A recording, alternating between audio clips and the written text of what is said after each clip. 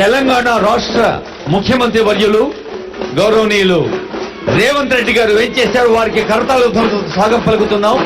మరి గౌరవనీయులైన ఉప ముఖ్యమంత్రి వర్యులు మల్లు భట్టి విక్రమార్క గారు, గౌరవనీయులైన మంత్రివర్యులు ఈనాటి సభాధ్యక్షులు జూపల్లి కృష్ణారావు గారు, ఇంకా పద్మ విభూషణ్ అవార్డు గ్రహీతలు వెంకయ్యనాయుడు గారు, చిరంజీవి గారు, పద్మశ్రీ అవార్డు గ్రహీతలు ఆనందాచారి గారు, దాసరి కొండప్ప గారు, ఉమామహేశ్వరి గారు, గడ్డ సమ్మయ్య గారు, సోమలాల్ గారు, విఠలాచారి గారు, అలాగే ఆనరబుల్ మినిస్టర్స్ ఉత్తమ్ కుమార్ రెడ్డి గారు, దామోదర్ రాజనరసింహ గారు, కోమటిరెడ్డి వెంకటరెడ్డి గారు, టి శ్రీధర్ బాబు గారు, పొంగులేటి శ్రీనివాస్ రెడ్డి గారు, పొన్నం ప్రభాకర్ గారు, కొండ సురేఖ గారు, అనసూయ సీతక్క గారు, కుమార నాగేశ్వరరావు గారు, జూపల్లి కృష్ణారావు గారు, సలహాదారులు వేం నరేందర్ రెడ్డి గారు, మొహమ్మద్ షబీర్ అలీ గారు, హరికార వేణుగోపాలరావు గారు, డాక్టర్ మల్లు రవి గారు, సిఎస్ శ్రీమతి ఏ శాంతకుమారి గారు, శైలజ రామయ్య గారు, అందరికీ స్వాగతం.